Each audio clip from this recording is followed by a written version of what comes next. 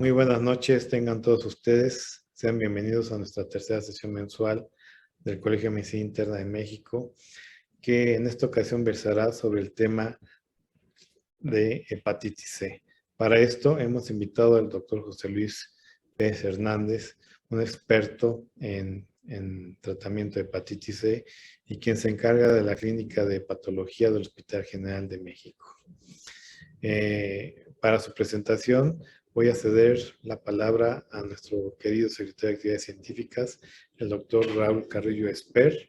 Sean ustedes bienvenidos a esta sesión. Muchas gracias.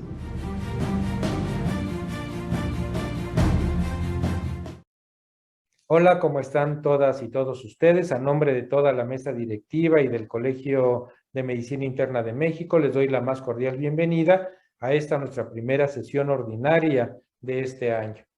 Es para mí un honor estar con ustedes y comentarles que el día de hoy tenemos una charla de mucho interés porque representa esta enfermedad de la que se va a hablar, un problema de salud pública tanto en nuestro país como a nivel global, y que bueno, al paso de los años hemos tenido más conocimiento de la misma y ahora existe una terapia altamente efectiva para poder revertir el efecto del virus que condiciona la hepatitis C. La hepatitis C de esta manera se ha constituido como una enfermedad viral que puede ser tratable y que, bueno, nosotros como internistas tenemos que tener la sagacidad de poderla diagnosticar en tiempo y forma para de esta manera dar el mejor tratamiento y seguimiento a los pacientes que por desgracia pueden ser afectados por esta terrible y devastadora enfermedad. Y qué mejor que para hablar de ella que un experto en el tema. Y por eso el Colegio de Medicina Interna de México se congratula en tener esta noche al doctor José Luis Pérez Hernández. El doctor José Luis Pérez Hernández es médico internista por la Universidad Nacional Autónoma de México, es gastroenterólogo y hepatólogo, además de tener la maestría en ciencias, motivo por el cual y por su trabajo de investigación, que es muy importante, es SNI1. Entonces, su currículum y preparación en relación a los temas de patología es extensa y su experiencia también es vasta. El doctor José Luis Pérez Hernández es miembro de la Sociedad Mexicana de Hepatología y actualmente es su vocal científico. También él es jefe de la Clínica de Hígado del Hospital General de México y es profesor titular del curso de alta especialidad en hepatología y trasplante hepático. Así que vamos a tener una excelente reunión académica con un profesor también de excelencia. Pero antes de iniciar la misma y a nombre de la mesa directiva de nuestro presidente, el doctor Rubén Gómez, quiero hacerle a todas y a todos ustedes la más cordial y afectuosa invitación para que visiten nuestra página, vean todas las novedades que están en la misma, pero sobre todo que consulten ya los preprogramas tanto del curso internacional como de nuestro Congreso Nacional, porque bueno, ya está la propuesta académica, ya están las sedes, como ustedes bien lo saben. El curso internacional se va a llevar a cabo en la ciudad de Boca del Río, ahí en el puerto de Veracruz, y nuestro Congreso Nacional en la ciudad de Mérida. Tanto el curso como el Congreso van a tratar de tópicos de gran interés para todos nosotros como internistas, con profesores nacionales e internacionales renombrados y expertos en cada uno de los temas, y tanto en el curso como en el Congreso, como ya es tradición en nuestro colegio, se van a complementar con diferentes talleres teórico-prácticos de áreas y tópicos que son también de interés para nosotros como internistas. De esta manera, la mesa directiva liderada por el doctor Rubén Gómez, nuestro presidente, ha trabajado arduamente, intensamente en estos dos programas para que sean de su interés y atractivo. Así que vayan apartando su agenda para ambos eventos académicos, magnos eventos académicos de nuestra corporación. Y ya sin más preámbulo, les dejo con el doctor José Luis Pérez Hernández para hablar sobre esta importante enfermedad que es la hepatitis C. Gracias, José Luis. Adelante.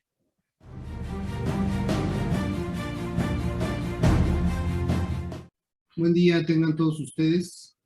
Agradezco puntualmente la invitación que me ha hecho el Colegio Mexicano de Medicina Interna para abordaré lo que es el tratamiento actual contra el virus de la hepatitis C y algunos aspectos relevantes e importantes respecto a esta enfermedad.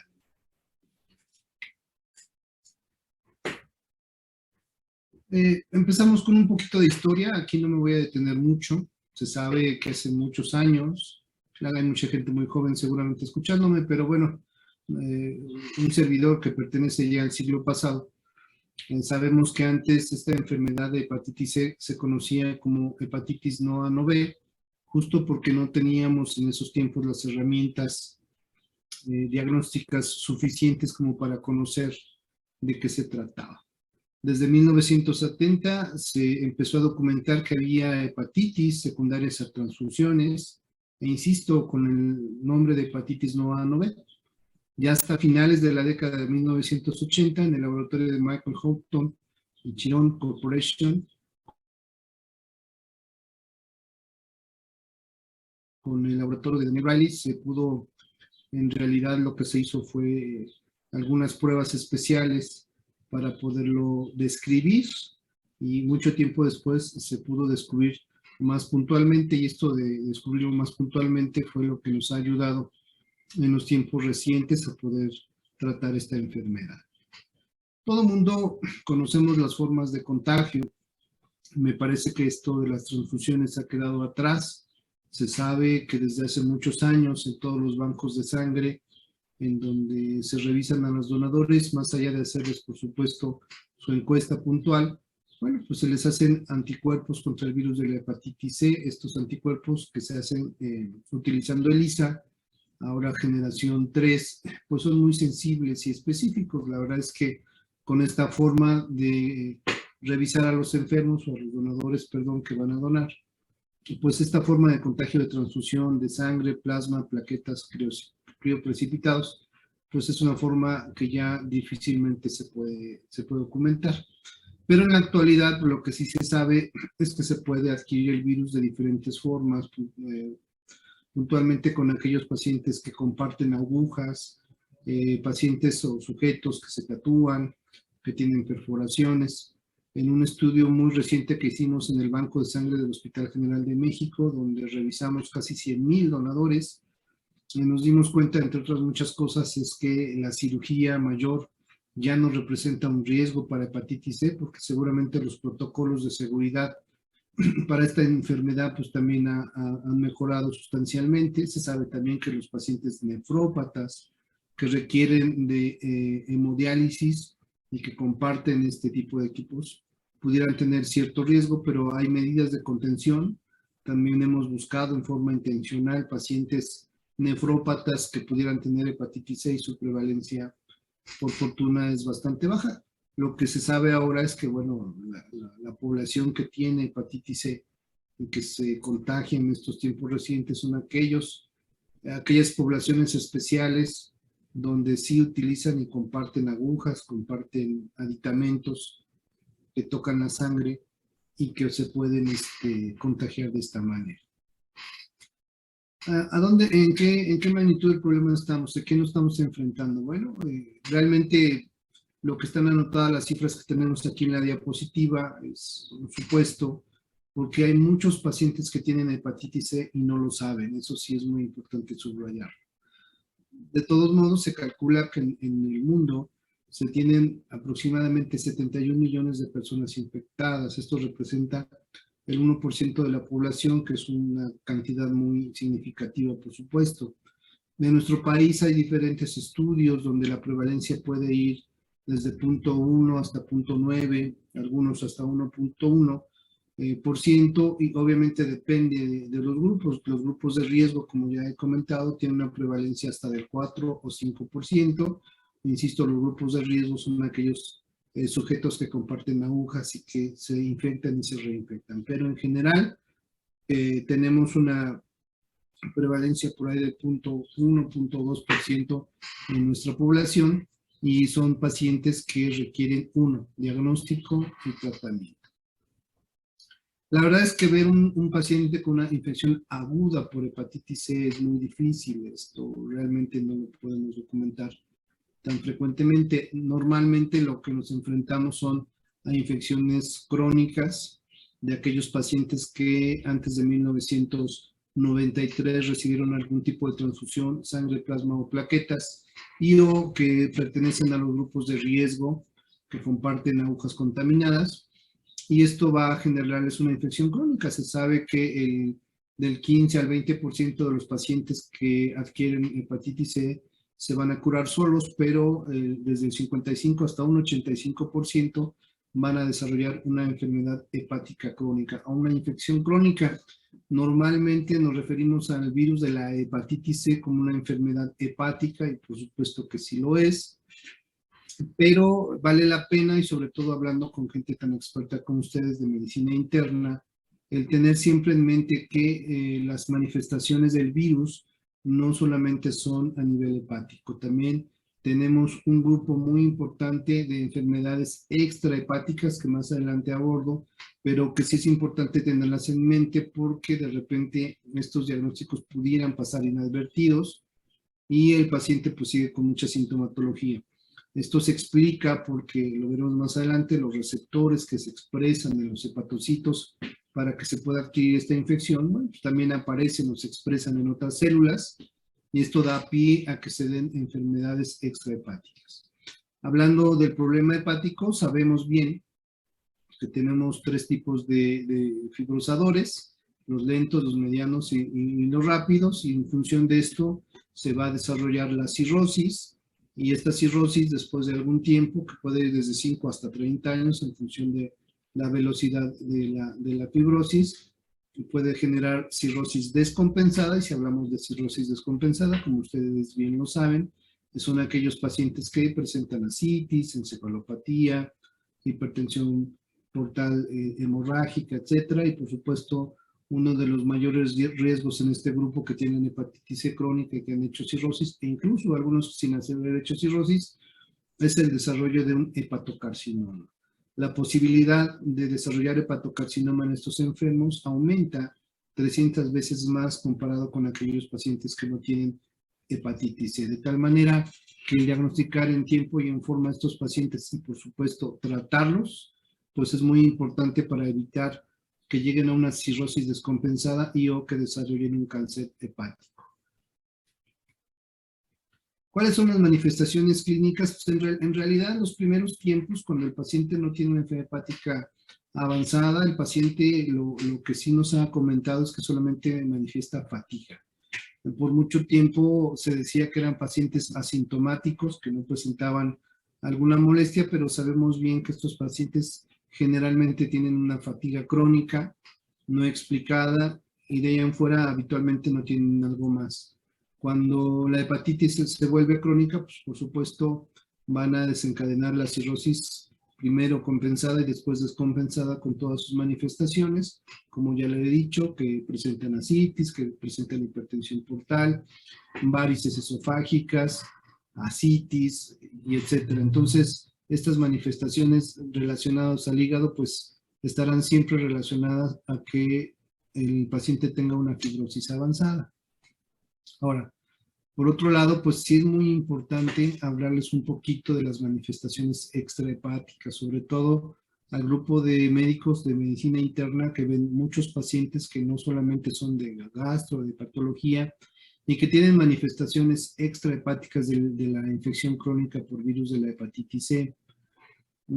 Como podrán ver en la diapositiva, ¿qué podemos encontrar respecto a manifestaciones extrahepáticas del virus de la hepatitis C? Bueno, podemos encontrar porfiria cutánea tarda, datos de artritis reumatoide, el líquen plano, que también es un dato muy importante, crioglobulinemia sintomática, enfermedad renal crónica también.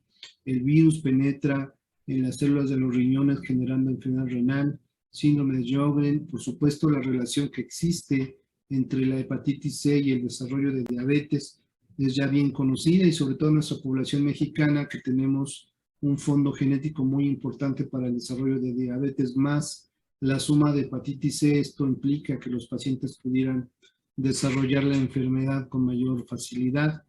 Y también se ha hablado de trastornos psiquiátricos como es ansiedad y por supuesto depresión, que también está o puede estar modulado por la infección crónica de la hepatitis C y o crioglobulinemia. Todas estas manifestaciones extrahepáticas las vemos más o menos frecuentemente en estos enfermos y es importante tenerlas simplemente porque es prioritario diagnosticarlas y si se trata, pues todas estas manifestaciones se podrían controlar.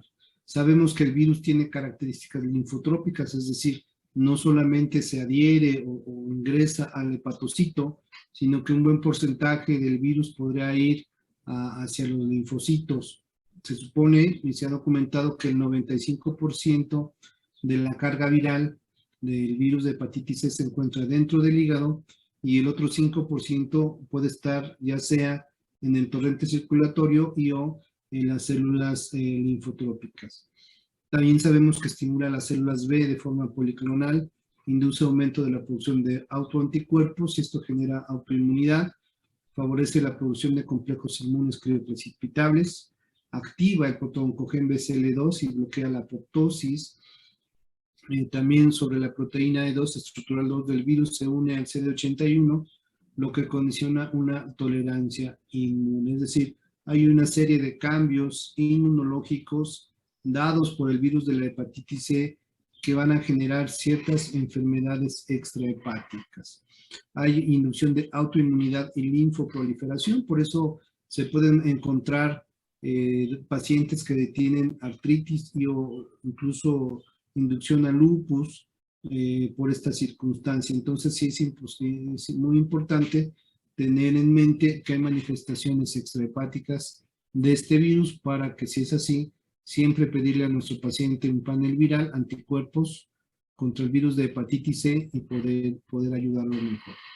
Vean ustedes en esta diapositiva cómo el síndrome, que se conoce como un síndrome de infección por virus de hepatitis C, condiciona estas enfermedades. Por ejemplo, hay algunas cosas anecdóticas como polimiositis, dermatomiositis, etcétera, como ven en la diapositiva, que no está bien documentado si está o no relacionado con el virus de la hepatitis C, pero sí encontramos una asociación probable en el síndrome seco, que es Sjögren, poliarteritis, fibromialgia, líquen plano, prurito crónico, algunas neuropatías periféricas, inducción de hepatitis autoinmune, afección cardiovascular, y los que sí tenemos bien comprobados son la hepatitis crónica, la cirrosis, el cáncer hepatocelular, que ya he hablado al respecto un poquito, linfoma no Hodgkin, porfiria cutánea, glomerulonefritis, tiroiditis autoinmune, un cáncer papilar de tiroides y por supuesto la diabetes mellitus tipo 2. De tal manera que en estas enfermedades que están en el cuadro que tiene un poco más de amarillo, sí es importante al diagnosticarlas tener también el complemento diagnóstico de anticuerpos contra el virus de la hepatitis C. Si tuviera positividad en anticuerpos, es mandatorio confirmar el diagnóstico con una PCR para medir la carga del virus de hepatitis C y si está positivo, esto es igual a que lo debemos tratar. Hay algunas otras manifestaciones, como por ejemplo cutáneas, neurológicas, endocrinas, musculoesqueléticas, reumáticas y renales que debemos, insisto, tener en mente para, en función de esto, pedirle al paciente sus pruebas para hepatitis C. Y a nivel autoinmune, como lo he dicho, lupus eritematoso generalizado por arteritis, citopenias, vasculitis, es decir, hay una serie de enfermedades que se inducen por la presencia del virus de la hepatitis C y yo creo que es muy importante que los médicos internistas tengan en mente esta idea como para que en su momento, si encuentran algunos pacientes en este sentido, también pedir un diagnóstico de hepatitis C. En esta gráfica lo que les muestro es la gran cantidad de enfermedades que se han relacionado con el síndrome, porque así se conoce el síndrome del virus de hepatitis C, desde las manifestaciones hepáticas hasta las manifestaciones extrahepáticas, pasando por la parte de autoinmunidad. Y insisto que tengan en mente que todas estas enfermedades son susceptibles de descartar o confirmar el diagnóstico de hepatitis C. Algo que sucedió y que fue muy relevante en 1989-90 fue el poder descubrir y describir cómo es un virus de la hepatitis C.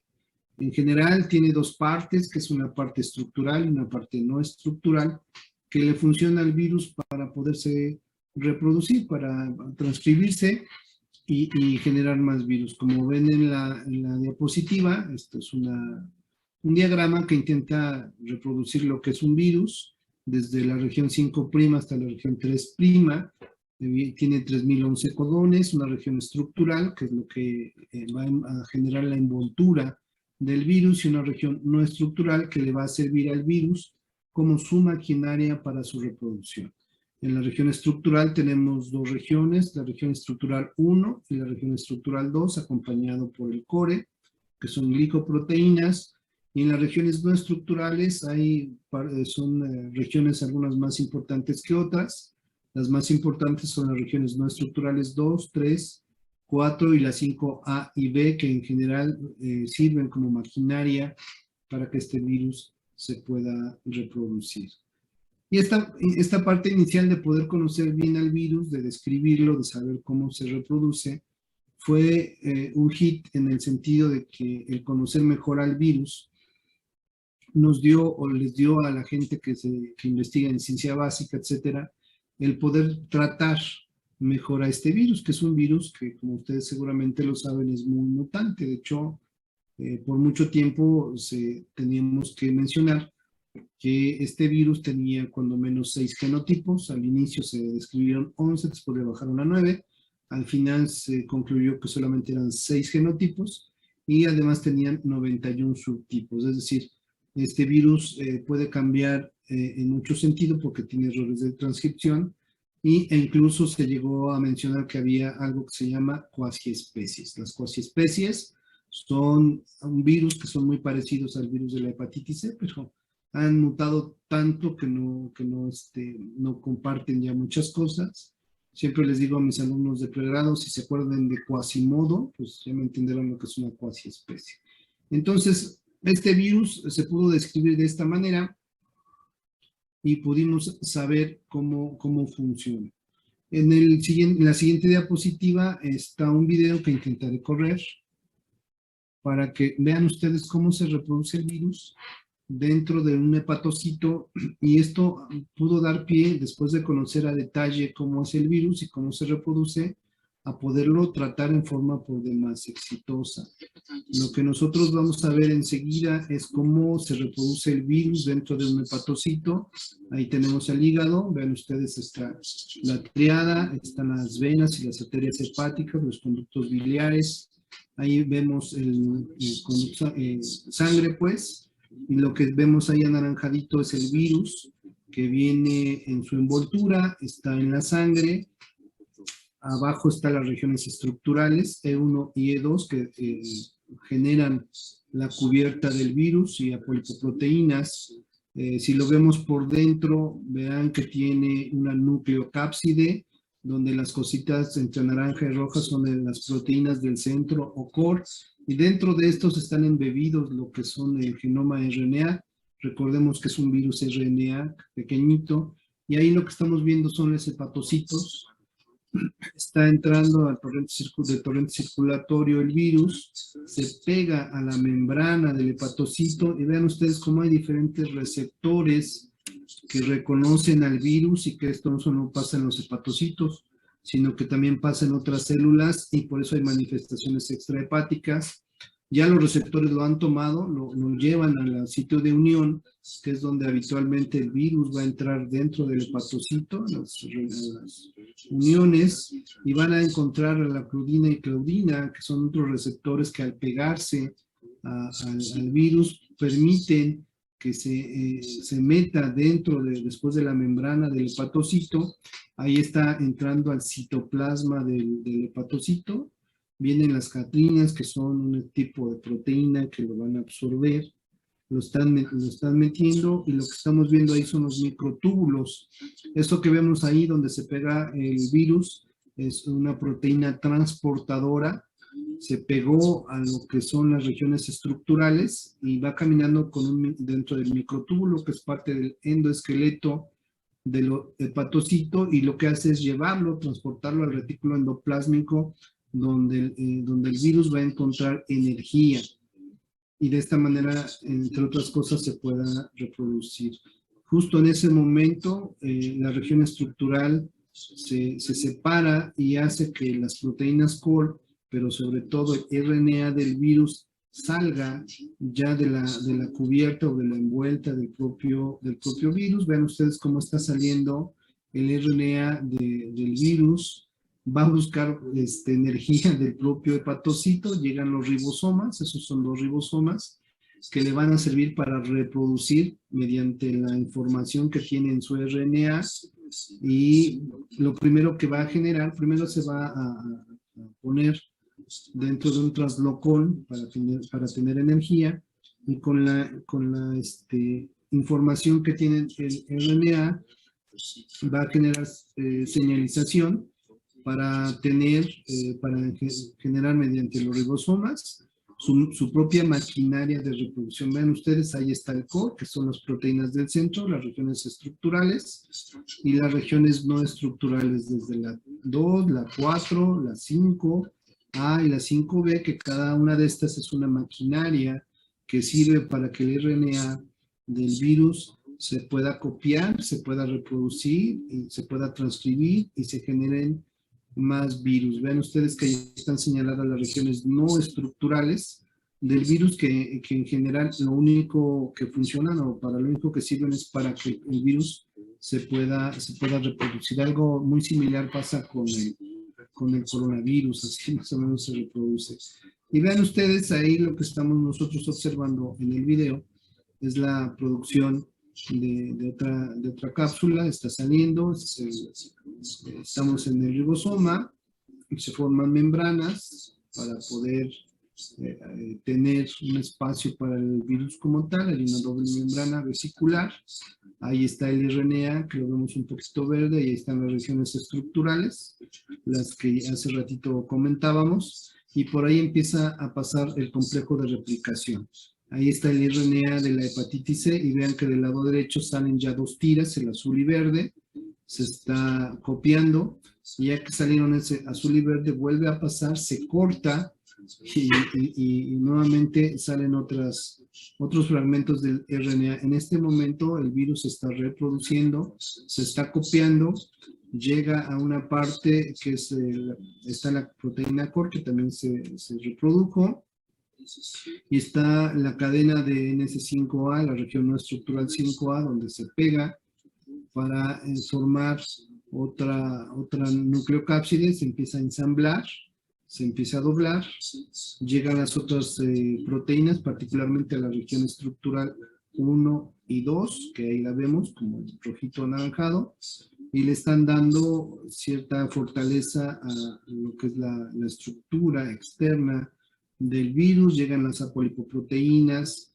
que se pegan, y entonces hay una exocitosis, sale el virus del hepatocito, que al final quedó infectado, y este virus que lo encontramos ahí en el retículo endoplásmico, que ya se replicó, que ya tomó energía, ya al final se va a pegar a la membrana del hepatocito, muy cerca de los vasos sanguíneos, y ahí está emergiendo el virus del hepatocito, un nuevo virus, y va a la circulación. Este virus se reproduce por millones de veces todo el tiempo, y en general lo que hace es inducir una respuesta inmune, porque lo que pasa en forma posterior, que ya no viene en el video, pero con gusto se los comento, es que este hepatocito que está lleno de virus, que es un hepatocito infectado, llegarán los linfocitos a reconocerlo, y como no pueden destruir el virus porque está dentro del citoplasma, lo que van a hacer es destruir al hepatocito. Con citoquinas, con perforinas, destruyen las membranas, y el hepatocito es destruido, y una gran cantidad de hepatocitos son destruidos, induciéndose una respuesta inflamatoria como tal, una destrucción de hepatocitos, y al final la producción de colágena y fibrosis, que después de algún tiempo, años incluso, la fibrosis puede avanzar hasta generar una cirrosis. Esto ya se los había comentado, los genotipos, que al inicio dijeron que eran 11, después 9, al final 6, y los subtipos que llegaron a documentarse hasta 91. En la actualidad, el conocer el genotipo y el subtipo, por fortuna, ya no es de utilidad, en los tiempos previos era muy importante para decidir el mejor manejo para los enfermos, particularmente el tiempo de tratamiento, pero ahora los genotipos en realidad ya no son de utilidad. ¿Cómo le diagnosticamos a los pacientes con hepatitis C? Primero con serología. Lo primero que hay que hacer es pedir una ELISA. Por mucho tiempo, bueno, hace muchos años se pedía arriba, que ya dejó de usarse hace muchos años. Lo que hacemos es primero pedir anticuerpos mediante ELISA, que ya prácticamente todos tienen generación 3. Si estos son negativos, podemos estar seguros que no hay hepatitis C. Y si son positivos, estamos obligados a confirmar el diagnóstico mediante la solicitud de una carga viral por PCR para virus de hepatitis C. Antes se hacía una determinación cualitativa y cuantitativa. La verdad es que la cualitativa también dejó de usarse y solo lo hacemos en forma cuantitativa. También por mucho tiempo era muy importante la carga viral para determinar de alguna manera el pronóstico. Ahora sabemos que la carga viral tampoco tiene mucho que ver con los nuevos tratamientos que han emergido y que son de mucha utilidad y son muy eficaces. Entonces, de primera intención, primero hay que diagnosticar y clasificar. Si tenemos ya la PCR positiva, debemos pedir enzimas hepáticas, debemos pedir las pruebas de funcionamiento hepático, sobre todo para saber que el paciente tenga o no algún daño avanzado. En realidad, las pruebas de funcionamiento hepático, como seguramente lo saben, son mal llamadas pruebas de función hepático. Algunos pacientes podríamos tener las pruebas prácticamente normales, pero el paciente tener una fibrosis avanzada. De tal manera que es muy importante medir en estos enfermos que tienen positividad para hepatitis C el grado de fibrosis. Esto no se hace mediante ultrasonido. Hay diferentes técnicas que podemos utilizar para medir la fibrosis. Hay métodos sanguíneos como el FibroTest, como el FibroMax, que hace muchos años se está utilizando. Y hace unos 10, 15 años apareció una elastografía de transición, que su nombre es FibroScan, y que es una técnica que se dio allá en Francia, está bien validada, se validó de hecho en hepatitis C y funciona para las otras enfermedades hepáticas, y se conoce que es elastografía de transición. Lo que se hace es un equipo que pone un estímulo para que el tejido hepático se mueva, y lo que hace el FibroScan es medir la resistencia a esta onda, y bajo estas circunstancias hacer algún cálculo para conocer el grado de fibrosis. Tiene una sensibilidad, especificidad muy alta, y es muy deseable que todos los pacientes que tengan alguna enfermedad hepática, particularmente hepatitis C, tengan una elastografía de transición para poder medir el grado de fibrosis, que va desde F0, según Metavir, donde no hay fibrosis, pasando por F1, 2, 3 y hasta F4, que lo conocemos una F4 como cirrosis. Y algo muy importante en estos pacientes también es, además de hacerles su elastografía de transición y o su fibrotest, bueno, también un ultrasonido, porque más allá de buscar por ultrasonido fibrosis, que esto no es así, lo que buscamos en el ultrasonido hepático son varias cosas. Uno, el tamaño de la vena porta para saber si tiene hipertensión portal, más de 12 milímetros nos habla de hipertensión portal.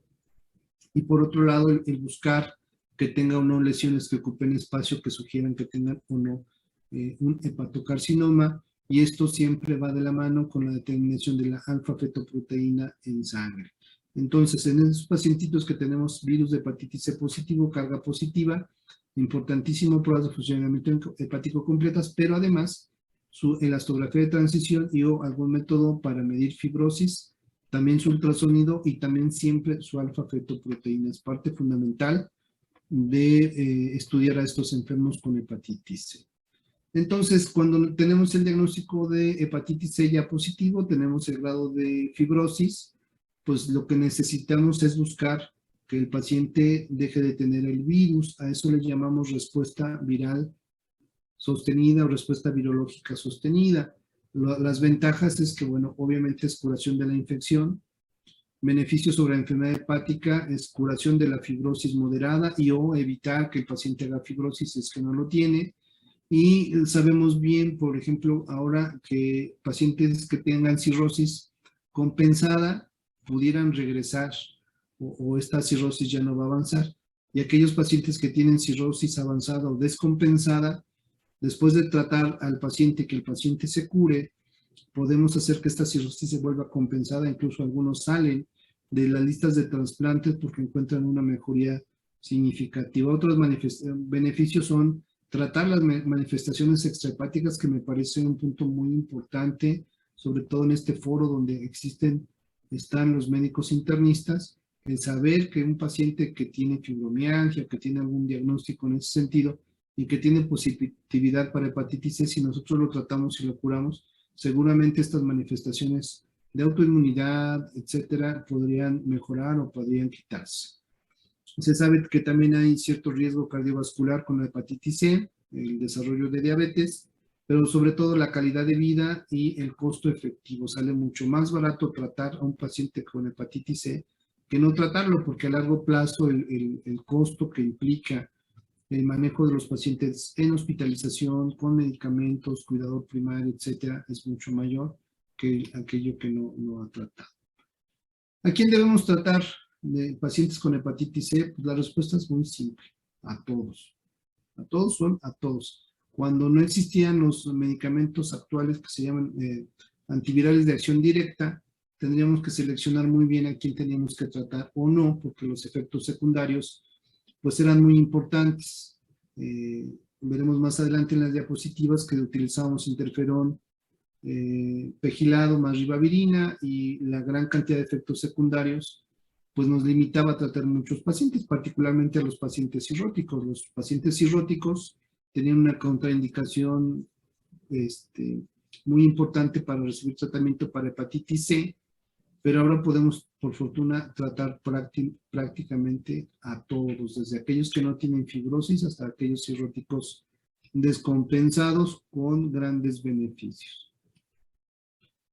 Y vean cómo ha sido la evolución del tratamiento. Desde 1991, que se empezó a utilizar el interferón estándar durante 6 meses, con una respuesta pues muy limitada, solo del 8 al 12% de los pacientes se curaban, con muchos efectos secundarios. Para 1995 se empezó a utilizar el interferón estándar, pero hasta 18 meses con efectos secundarios, como seguramente ustedes lo recuerdan.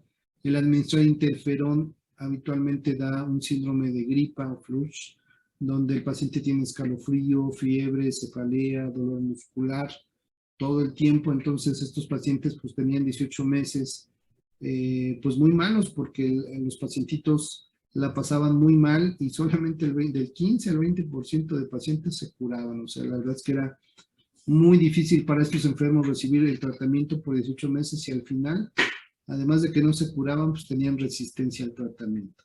Para 1998 se decidió adicionar al tratamiento ribavirina, que también tiene sus efectos secundarios conocidos, particularmente el desarrollo de anemia, y se dio de 6 hasta 12 meses, se subió un poquito la eficacia hasta un poquito menos del 50%, después apareció el interferón pegilado.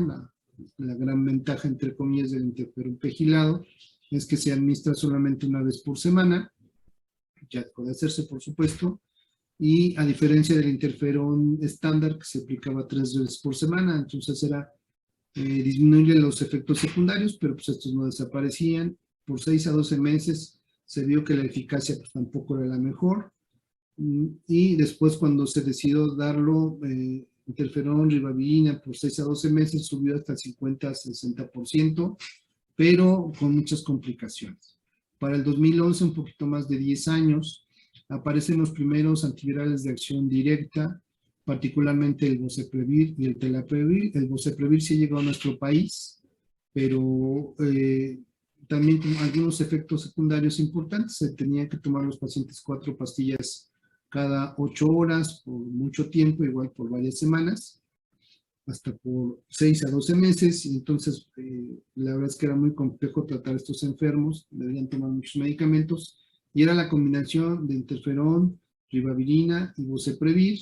Si bien la eficacia subió hasta el 70-75%, pues estábamos lejos de ofrecerle a nuestros enfermos un tratamiento que fuera mucho más efectivo, más corto y con menos efectos secundarios.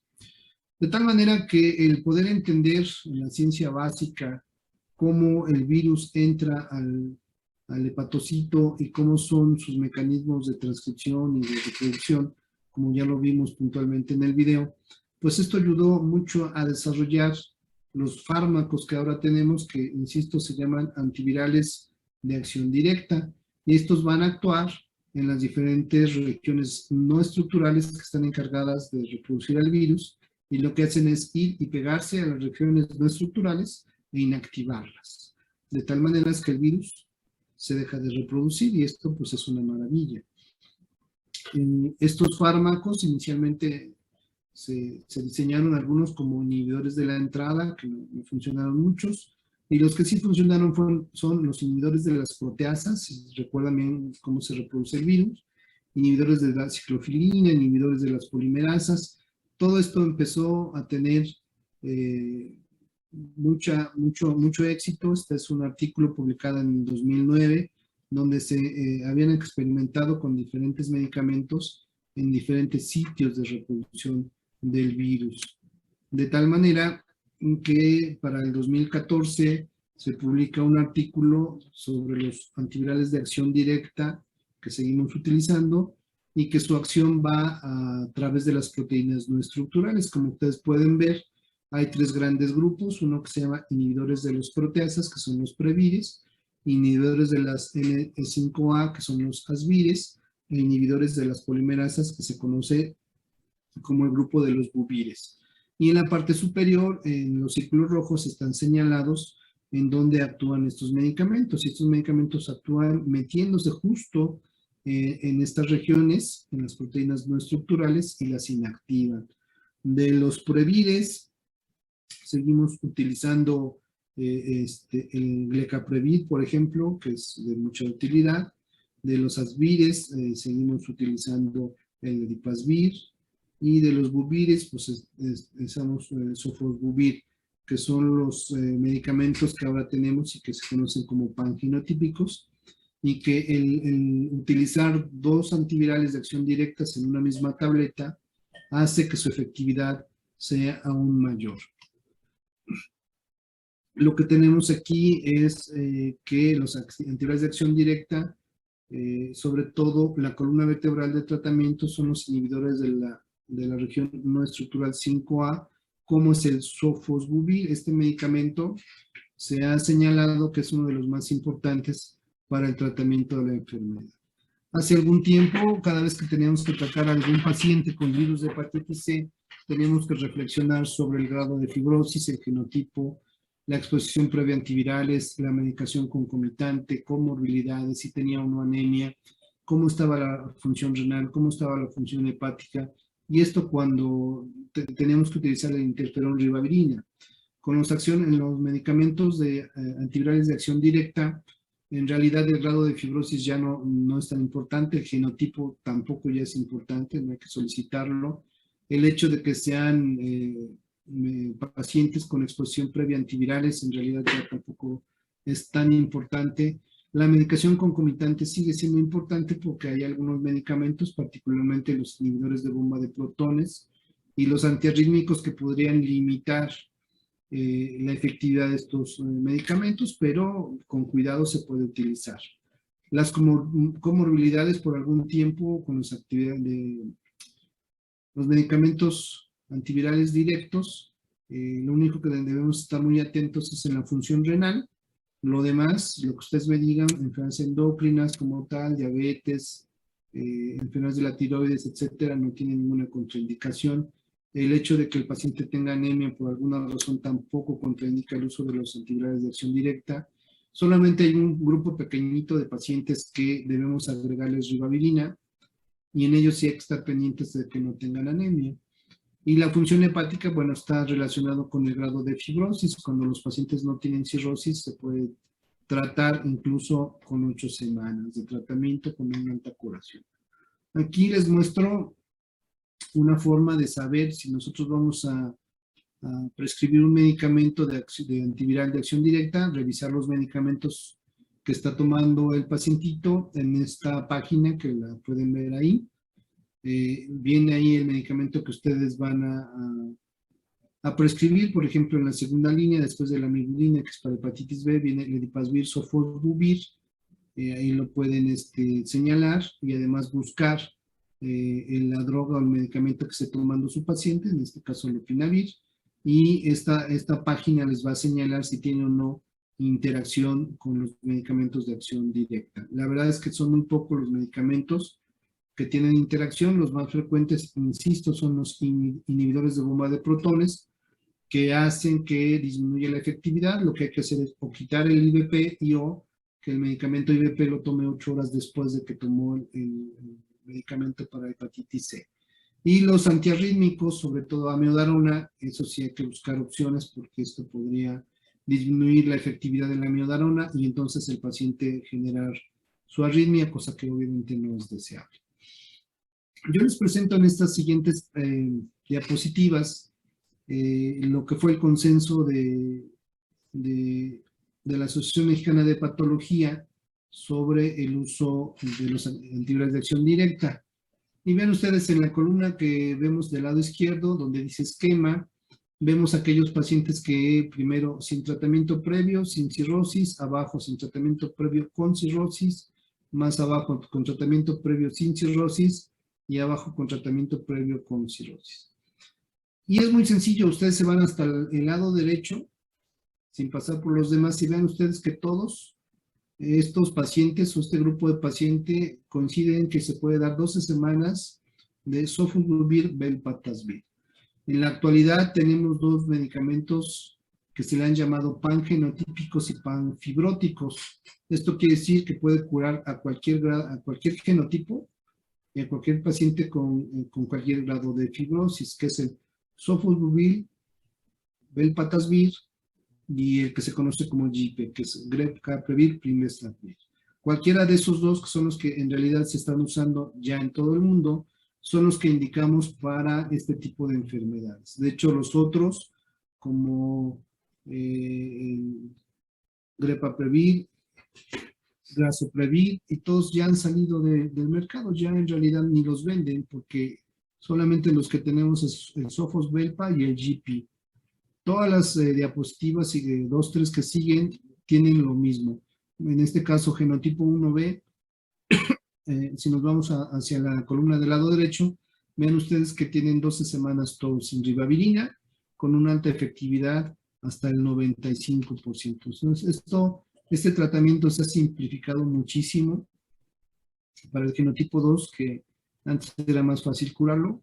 Vean ustedes que igual, Sofos-Velpa, 95% con 12 semanas sin ribavirina, con una efectividad del 95%, genotipo 3 igual. Si nos vamos al lado derecho, encontramos que con 12 semanas sin ribavirina, algunos con ribavirina que tengan cirrosis, podríamos tener una efectividad del 95%. Entonces, en esta diapositiva nuevamente les muestro cómo están los medicamentos. Lo que tenemos es el sofosbuvir velpatasvir, que el nombre comercial se llama Epclusa, pero bueno. Y son medicamentos que se conocen como pangenotípicos y panfibróticos. Vean ustedes en esta diapositiva que es una guía del 2018, igual los diferentes genotipos desde el 1 hasta el 6, con Sofos-Velpa, HIP, GP, todos se pueden curar. Y vean ustedes una ventaja del Glecaprevir, Primestravir, que es el que está en la segunda columna en verde. Aquellos pacientes que no han tenido algún tipo de tratamiento, incluso con 8 semanas de tratamiento, con 2 meses, se puede alcanzar curación hasta el del 95%. Esto es la gran ventaja. Si nosotros recordamos el tratamiento de interferón ribavirina que dábamos hace algunos años, pues era un año de tratamiento con una efectividad del 50-60%, y ahora, bueno, pues con 2 meses alcanzamos hasta el 95% o más de efectividad con estos medicamentos. Entonces, esta es la opción y sin lugar a duda, pues incluso miren en cirrosis compensado, a diferencia de lo que vimos previamente en pacientes no cirróticos que Glecaprevir podemos prescribirla por 8 semanas. Cuando ya nos enfrentamos a pacientes con cirrosis que sea compensada, este parámetro cambia a 12 semanas, si es genotipo 3, incluso 16 semanas, pero con una efectividad muy importante, mayor al 95%. Y un tema que por mucho tiempo quedaba descubierto eran aquellos pacientes con cirrosis descompensada, es decir, aquellos que tienen ascitis, que tienen encefalopatía, hipertensión portal, etcétera. Pues ahora se han empezado a tratar en muchos lugares. De hecho, hay un trabajo muy reciente de la doctora Higuera sobre una experiencia mexicana en pacientes con cirrosis descompensada, y de verdad que la eficacia en esos pacientes igual sigue siendo significativa, y sobre todo la ventaja que se les da a los pacientes, porque pueden incluso salir de la lista de trasplantes y tener una mejor calidad de vida con el tratamiento. Algunas imágenes respecto a su efectividad, por ejemplo, Sofos-Belpa. Vean ustedes la efectividad en los diferentes genotipos, y con cirrosis y sin cirrosis. Incluso hay unas columnas que tienen el 100%, es decir, todos los pacientes se han curado, y eso pues nos parece muy importante. Esta es otra gráfica con diferentes genotipos, donde está en GP de 8 semanas y 12 semanas, y vean ustedes también la efectividad que se alcanza con estos medicamentos. Estos dos medicamentos, sus efectos secundarios solamente son fatiga, cefalea, hasta un 15-16% y nada más. No tienen ningún efecto secundario grave. Y sobre todo en pacientes o no cirróticos y cirróticos compensados. En cirróticos descompensados sí pudiera tener una descompensación mayor de la enfermedad, a un porcentaje por ahí del 5 al 10%. Entonces tampoco es tan elevado, y yo creo que sí nos da pie a poder tratar a aquellos pacientes cirróticos descompensados. Aquí también tenemos otra gráfica donde encontramos la efectividad del Glecaprevir Pimbestavir por 12 o 16 semanas en pacientes con cirrosis compensada, y vean ustedes que también alcanza una alta efectividad. De tal manera, pues que sí es importante buscar a estos pacientes y tratarlos, no dejarlos sin tratamiento. Aquí otra vez, pacientes con y sin cirrosis tratados, la gran mayoría alcanza curación, y esto pues es muy importante para nuestros enfermos. Aquellos con pacientes con enfermedad renal, podemos dar el Glecaprevir Pimbestavir, es el medicamento que está indicado y que también tiene una alta efectividad en estos pacientes. De la experiencia que tenemos en México, publiqué este artículo en la revista de Gastroenterología de México hace un año más o menos, y lo que encontramos fue la eficacia de Sofosbuvir Velpatasvir en pacientes mexicanos. Encontramos o incluimos 160 y tantos pacientes con diferentes genotipos, y vean ustedes que, como es esperable, los pacientes mexicanos igual responden de la misma manera, muy cercanos todos al 100% de efectividad y con pocos efectos secundarios. Aquí tenemos los efectos adversos serios, ninguno, y lo que encontramos es fatiga y cefalea como los efectos secundarios, pues no graves, pues, y que no limitan el uso de este tratamiento. Y este tratamiento se ha simplificado de tal manera que incluso implementamos un tratamiento mediante telemedicina, para que los médicos de primer contacto, medicina general, etcétera, pudieran tratar en todo el país. Este es un trabajo que nos aceptaron en la revista de enfermedades digestivas de España, en la revista europea, y donde demostramos que el paciente no necesita viajar, que los tratamientos no necesita viajar a un hospital de tercer nivel, que los tratamientos, si de alguna manera son vigilados por alguien experto, pero que los dé los médicos de primer contacto, pues puede ser de mucha utilidad. Aquí fueron 136 pacientes, la gran mayoría también alcanzó curación, y la verdad es que se ahorró mucho recurso evitando que estos pacientes viajaran, y se demostró que este tratamiento pues está tan simplificado que se puede dar sin mayor problema, nada más revisando los puntos más importantes. Y finalmente les presento este trabajo que presentamos en el Congreso Latinoamericano de Enfermedades Hepáticas sobre la experiencia en México con antivirales de acción directa Aquí incluimos un poquito más de 900 pacientes de todo el país y también la respuesta en todo el país a estos medicamentos de pacientes con hepatitis C, pues fue muy importante porque la gran mayoría alcanzó curación, como ustedes lo pueden ver. Las rayas en azul o las franjitas en azul muestran la eficacia de estos medicamentos y las rayitas entre anaranjadas muestran los efectos secundarios no graves. Entonces, lo que podemos concluir es que estos medicamentos en pacientes también mexicanos tienen una gran eficacia y pocos efectos secundarios que no limitan su uso ni hacen que los pacientes tengan que suspender el tratamiento como hace mucho se tenía que hacer. Y esta gráfica les demuestra por qué es tan importante tratar a nuestros pacientes. Esta es una gráfica que nos muestra cómo es la diferencia entre dos poblaciones. En la rayita azul es la respuesta viral sostenida. Esto quiere decir aquellos pacientes que sí se curaron. Si lo comparamos con aquellos pacientes que no se curaron, pues mueren más aquellos que no se curaron, como es esperable. El tamaño del efecto es muy importante y la P es muy significativa. Y del lado derecho tenemos la presencia de cáncer hepático, el hepatocarcinoma. La rayita azul es aquellos que sí se curaron y la rayita amarilla son aquellos que desarrollaron cáncer. Vean ustedes que sí hay una diferencia significativa, muy importante en aquellos que sí se curan con los que no se curan, porque en conclusión se mueren más, obviamente, y hacen más cáncer hepático que aquellos que recibieron tratamiento y se curaron.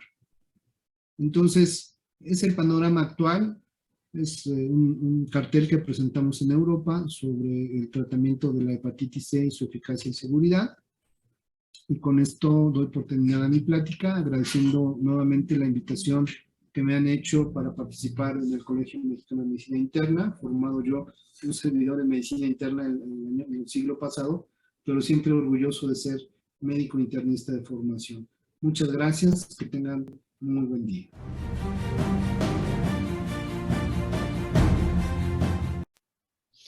Bien, muy buenas noches, tengan todos ustedes. Excelente plática sobre hepatitis C, estimado José Luis. Nos haces una historia del tratamiento evolutivo de virus C desde los usos de los interferones. Recording in progress. Hasta el uso de la sección directa que ha modificado calidad de vida de los pacientes, medicamentos que han mostrado ser costo eficaces y además costo ahorradores por todas las complicaciones que evitamos a futuro de los pacientes al disminuir las tasas de cirrosis hepática y también las incidencias de carcinoma hepatocelular. En este aspecto, primero tenemos una serie de preguntas de interés y me gustaría, Raúl, empezara con las primeras preguntas a tu fina persona. Gracias, Rubén. Buenas noches a todas y a todos ustedes. Y bueno, como lo comentaba el doctor Rubén Gómez, presidente del Colegio de Medicina Interna de México, una excelente sesión. José Luis, felicidades, en la cual nos has dado una puesta al día puntual, pragmática, de lo que los internistas tenemos que saber de esta enfermedad tan grave que afortunadamente, como bien lo decía Rubén, y tú lo comentaste en tu charla, se puede curar. Algo que hace algunos años irremediablemente llevaba al paciente a complicaciones y a la muerte, o los tratamientos que bien comentaste, ¿no? Que tenían un buen número de efectos deleterios y muchos pacientes dejaban esos tratamientos por el efecto colateral tan grave que había. Y bueno, para comentarle a todas y todos ustedes, estaban conectados con nosotros 602 colegas, así que bueno, una muy buena asistencia a esta reunión. Y aquí en el chat de preguntas y comentarios, también un buen número de felicitaciones, José Luis, para tu charla. Y bueno, estoy viendo aquí las preguntas que tienen los colegas. Y una pregunta que viene aquí es que, ¿qué hay de la coinfección entre virus de hepatitis B y C? ¿Es posible que esto se presente? Sí, buenas noches a todos. Nuevamente agradezco la invitación.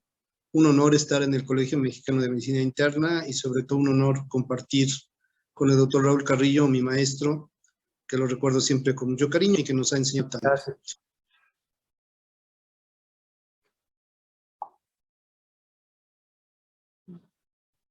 hepatitis B.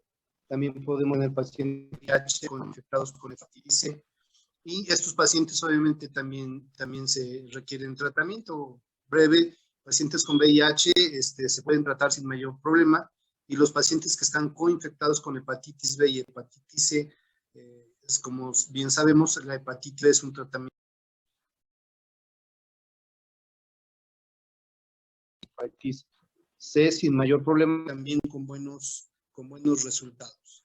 Entonces, la respuesta es sí, pacientes coinfectados se pueden tratar y el resultado es muy similar, 95% de efectividad en estos enfermos. Y la hepatitis B, obviamente, pues se debe seguir con su terapia, que es literalmente sin suspender por mucho tiempo. Muy bien, José Luis. Otra pregunta de los colegas del doctor Francisco Zambrano. Hola, Paco, ¿cómo estás? Es de si recomiendas que se agregue al protocolo de estudio de fibromialgia la determinación de anticuerpos contra virus de hepatitis C. Sí, en el sentido de que como cada paciente se debe abordar en forma individual, aquellos enfermos que tengan historia de transfusiones antes del 93, 94 o prácticas de riesgo y que además tengan fibromialgia, pues es prudente.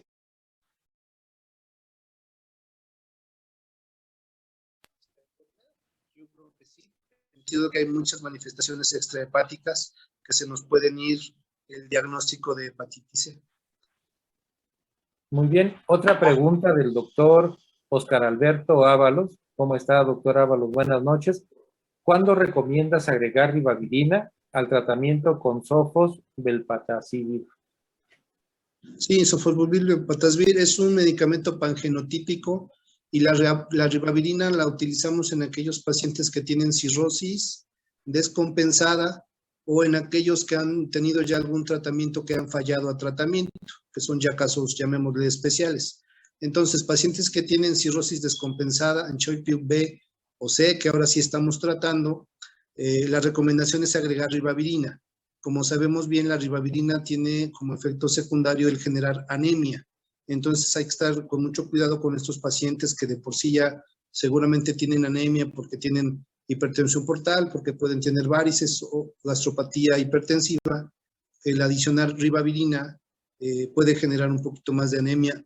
El que pongamos ribavirina en estos pacientes aumenta un poquito la posibilidad de curación. Por eso lo deberíamos agregar y valorar puntualmente estos pacientes. Bien, también algunos de nuestros asistentes, en relación a costos, doctor, sabemos que, por ejemplo, en las instituciones, los medicamentos se financian a través del tripartismo en el IMSS, a través de impuestos en las instituciones de salud, y por ejemplo en el IMSS los costos de tratamiento son más o menos de 120,000 pesos por paciente. En el caso de los médicos nos preguntan que a nivel privado, ¿cuál es el costo del tratamiento en los pacientes? Es una historia curiosa en el sentido de que llegó carísimo el medicamento, valía 1 millón de pesos los primeros antivirales de acción directa, el tratamiento completo, después fueron disminuyendo. Y ahora tenemos una política, cuando menos en hepatitis C, muy favorable para los enfermos, en donde el gobierno compró por ahí de 14,000 tratamientos completos y se distribuyó entre el IMSS, el ISSSTE, las demás instituciones, incluso Secretaría de Salud, y muchos pacientes pueden tener acceso gratis, lo repito, al tratamiento en estas instituciones. Y nosotros hacemos un análisis de costos con estas enfermedades que si nosotros tomamos a un paciente que no tenga fibrosis y se cura, a mediano y sobre todo a largo plazo le vamos a evitar la cirrosis con todas sus complicaciones. Y estas complicaciones requieren una gran inversión para la endoscopía seriada, para las hospitalizaciones, para los diuréticos, etcétera. La verdad es que utilizar estos medicamentos tienen un gran sentido del ahorro porque van a evitar muchas complicaciones.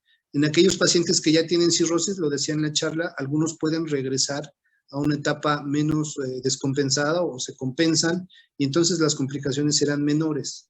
La verdad es que invertir en el tratamiento de estos pacientes, pues la verdad es que es una buena inversión porque se podría evitar tener más gastos. E insisto, hay muchas instituciones que lo tenemos gratis. El Hospital General de México es uno de los muchos hospitales que tienen tratamiento sin costo. Y y en lo que llamamos gasto de bolsillo, el costo aproximado, porque obviamente una parte de la población mexicana hace gasto de bolsillo en tratamiento, en su experiencia, ¿cuál es el costo a nivel privado? Sí, a nivel privado el medicamento va por ahí de 400,000 pesos el tratamiento completo. Son en general, casi para todos los grupos, 12 semanas de tratamiento, pero es una inversión. E insisto, hay muchas instituciones que lo tienen gratis, pero esto me parece importante estar diciendo que hay muchas instituciones que lo dan gratis. Adelante, Raúl. Sí, otra pregunta de los colegas. Si ha habido desabasto de este tratamiento por esto de la pandemia y cómo ha impactado la pandemia en estos pacientes. O sea, ¿son más susceptibles a la infección por coronavirus? ¿O cuando se infectan con coronavirus tienen una evolución diferente? Sí, la coinfección entre hepatitis C y coronavirus no tiene una manifestación o un desenlace diferente. De hecho, publicamos un artículo interesante entre las alteraciones hepáticas y el COVID, donde se ha demostrado tácitamente que el hígado desarrolla una hepatitis por COVID. Y bueno, aquellos pacientes que tienen cirrosis y cirrosis descompensada por hepatitis C más COVID, sí tienen un mayor riesgo de mortalidad. De por sí, pues, como ya bien sabemos, los pacientes que no estaban vacunados, como pasó el año pasado, que tenían cirrosis y que tuvieron COVID, la gran mayoría falleció. Ese es el impacto. Y el otro impacto es que muchos pacientes cirróticos que hicieron bien se aislaron, pero retrasaron su tratamiento o iniciar su tratamiento con este medicamento, y por ahí hubo, pues vamos, un retraso en el tratamiento, pero en general, esto es lo que pasa con estos enfermos con cirrosis, con hepatitis C y con COVID. Otra pregunta es en el aspecto de si tienes comentarios para el uso de la pirfenidona en pacientes que desarrollan fibrosis hepática y con estas características, si realmente hay eficacia con el medicamento. Sí, la pirfenidona es un medicamento que está muy bien probada en fibrosis pulmonar. Eso se sabe que es de mucha utilidad. Y hay algunos estudios europeos que señalan que puede disminuir o regresar la fibrosis hepática. De hecho, en nuestro país hay 2 estudios que se están corriendo con este medicamento porque científicamente no estaba bien comprobado que había relación con la pirfenidona. Para hepatitis C, en realidad ya no usamos otro medicamento que no sea los agentes antivirales de acción directa, lo que les acabo de comentar, porque cuando nosotros quitamos el estímulo nocivo, que es el virus, el hígado deja de generar fibrosis. No necesitamos un medicamento que impida la fibrosis o que actúe a nivel de la fibrosis. No está recomendado. Y la pirfenidona, yo creo que todavía tiene algunas preguntas por contestar, si realmente funciona o no como regenerador o disminución de la fibrosis hepática. Ojalá y así sea, pero hasta el momento no hay una evidencia científica que lo pueda avalar.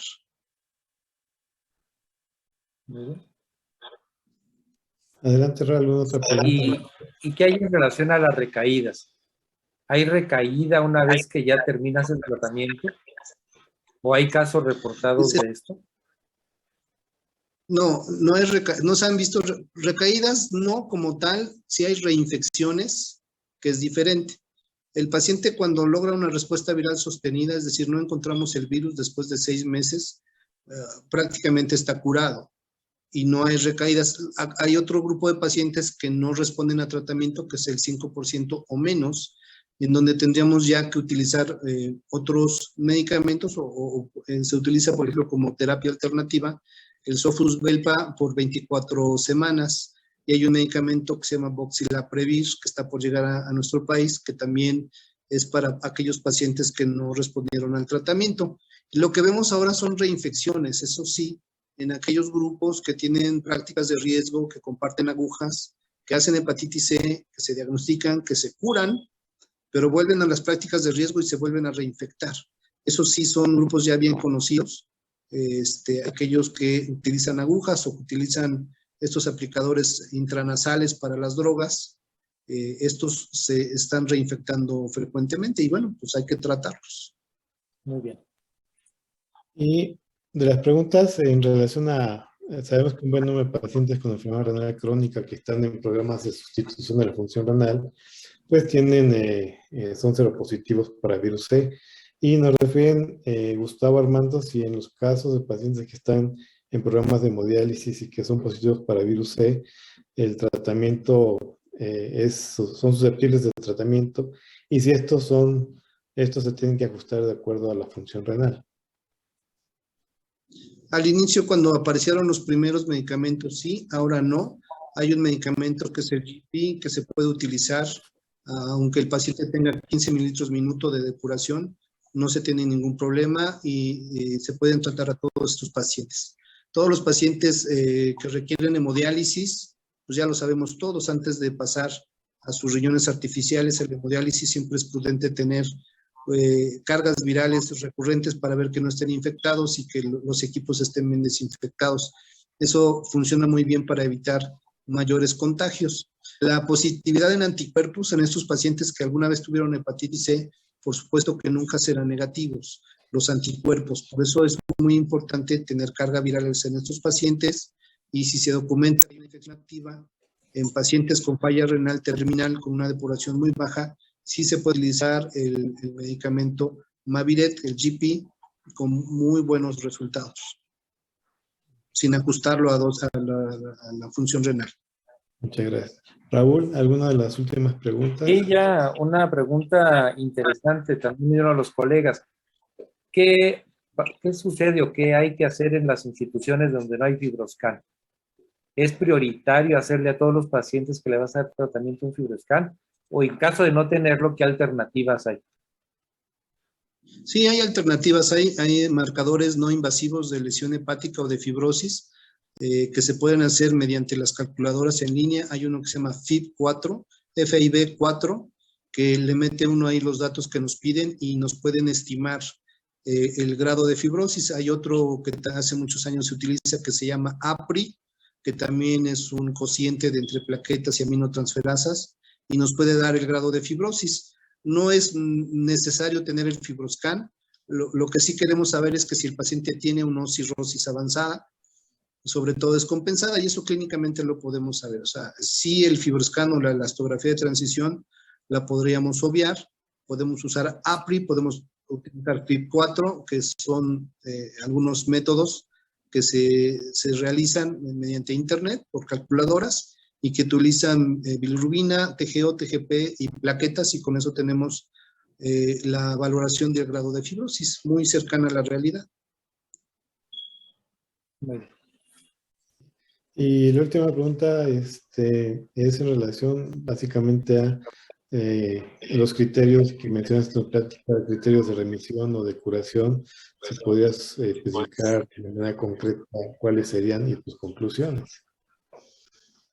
Sí, claro. Los criterios de curación antes se daba el tratamiento, justo al finalizar el tratamiento se tomaba una carga viral y se les llama, cuando es negativa, respuesta viral sostenida.